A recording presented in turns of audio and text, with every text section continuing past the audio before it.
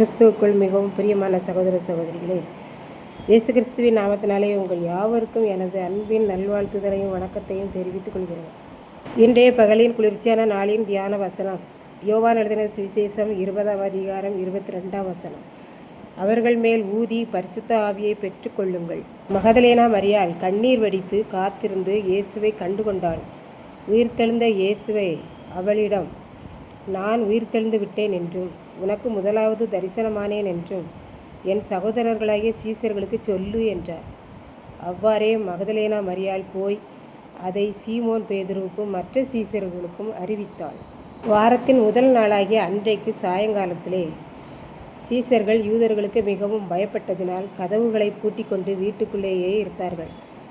இயேசுவை முன்னிட்டும் அவரை வைத்த இடத்தில் சரீரம் இல்லை, இந்த சீசர்கள் எடுத்து எங்கேயும் மறைத்து வைத்திருப்பார்களோ என்று நம்மேல் சந்தேகப்பட்டு நம்மை பிடித்து ஏதாவது செய்து விடுவார்களோ என்று நினைத்து அவர்கள் கதவை பூட்டி கொண்டு பயந்திருந்தார்கள். பூட்டப்பட்ட வீட்டுக்குள்ளே இயேசு சென்று, உங்கள் எல்லாருக்கும் சமாதானம் என்றார். சொன்னது மாத்திரமல்ல, அவருடைய கைகள் கால்களில் ஆணி அடித்ததினால் உண்டான காயங்களை தழும்புகளை அவர்களுக்கு காண்பித்தார். சீசர்களுக்கு இயேசுவை பார்த்தது மிகவும் சந்தோஷம் தாங்க முடியவில்லை. அவர்களுடைய பயங்கள் எல்லாம் போய்விட்டது. இயேசு மறுபடியும் சீசர்களிடம், உங்களுக்கு சமாதானம் உண்டாவதாக. பிதா என்னை பாடுபடவும் மரிக்கவும் உயிர்த்தெழவும் அனுப்பினது போல நான் என் சகோதரர்களாகிய உங்களை இந்த உலகத்திற்குள் அனுப்புகிறேன். இந்த உலகத்தில் உங்களுக்கு பாடுகள், உபத்திரவங்கள், கஷ்டங்கள், சந்தோஷம் எல்லாம் உண்டு. ஆனாலும் நீங்கள் என்னை நம்பி விசுவாசித்து திட நம்பிக்கையோடு இருங்கள்.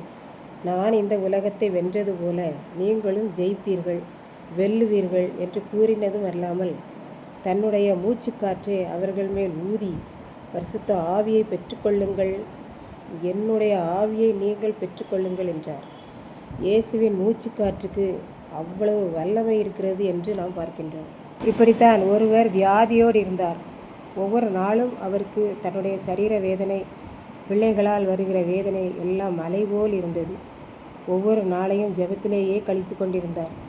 ஒவ்வொரு நாளும் விடியும் போது இன்றைக்கு என்ன பிரச்சனை வரப்போகிறதோ என்று கலங்கி இருப்பார். ஒரு நாள் அவர் வீட்டிற்கு ஒரு பிரசங்கியார் வந்தார். இவருக்கு உடம்பு சரியில்லாததால் ஜெபிக்கும்படி வந்தார். 2 பேரும் பேசி கொண்டிருந்தனர். அப்போது அவரிடம், ஐயா, எனக்கு என் உடம்பை பற்றி கவலைப்படுவதோ என் பிள்ளைகளின் பிரச்சனையை பற்றி கவலைப்படுவதோ என்று எனக்கு ஒன்றுமே தெரியவில்லை. தயவு செய்து எனக்காக ஜெபம் பண்ணுங்கள் என்று கூறி அழுது விட்டார். வந்த ஊழியரும் அவருக்காகவும் குடும்பத்திற்காகவும் பிள்ளைகளுக்காகவும் கண்ணீரோடு ஜெபித்தார். ஆண்டவரே, இவருக்கு இருக்கிற சுகவீனத்தை மாற்றும், பிள்ளைகளுடைய பிரச்சனைகளையும் மாற்றும். உம்முடைய பரிசுத்த ஆவியை இந்த குடும்பத்திற்கு அளவில்லாமல் தாரும். அன்று சீசர்கள் மேல் ஊதி உம்முடைய சுவாச காற்றினால் பரிசுத்த ஆவியை கொடுத்தது போல இந்த அருமையான சகோதரருக்கும் உம்முடைய சுவாச காற்றை ஊதும் என்று சொல்லி ஜெபித்தார். அந்த குடும்பமே கண்ணீரோடு ஜெபித்தது. என்ன ஆச்சரியம்! அந்த வயதான தகப்பனாருக்கு இயேசுவின் மூச்சு காற்றாகிய பரிசுத்த ஆவியானவர் வந்து இறங்கினார். அன்றிலிருந்து இன்று வரை அவருடைய வியாதியும் மறைந்து விட்டது. பிள்ளைகளுடைய பிரச்சனைகளும் படிப்படியாக குறைந்து இல்லாமல் விட்டது. இதை கேட்டுக்கொண்டிருக்கும் எனக்கன்பானவர்களே, இன்றைக்கு நாம் இந்த இயேசுவின் சுவாச காற்றை வாஞ்சிக்கிறோமா என்று சிந்தித்து பார்ப்போம். ஆண்டவர் ஊதுகிற பரிசுத்தமான ஆவியை பெற்று இந்த உலகத்தில் சந்தோஷமாய் வாழ்ந்து அவர் வழியில் அவரோடு நடப்போம். அதற்காகவே நம்மை இந்த உலகத்திற்கு அவர் அனுப்பியிருக்கிறார். அவர் கொடுக்கிற சமாதானத்தையும் பரிசுத்த ஆவியையும் பெற்றுக்கொண்டு அவருடைய கைகள் கால்களில் உள்ள காயங்களை உணர்ந்து தழும்புகளால் நாம் குணமாயிருக்கவும் அவரை வேண்டி நிற்போம். கர்த்தர்தாமே இந்த வார்த்தைகளை ஆசீர்வதிப்பாராக. ஆமென். ஜெபம். அன்பின் ஆண்டவரே, இந்த அருமையான நல்ல நாளுக்காக நன்றியோடு ஸ்தோத்திரிக்கிறேன். இப்பொழுதும் இந்த வார்த்தையை கேட்டுக்கொண்டு இருக்கிற ஒவ்வொரு பிள்ளைகளும் உம்முடைய வெளிச்சமாகிய பரிசுத்த ஆவியை பெற்றுக்கொள்ள, உம்முடைய ஆவியை அவர்கள் பெற்றுக்கொள்ள உதவி செய்தரல வேண்டும் என்று ஜெபிக்கிறேன்.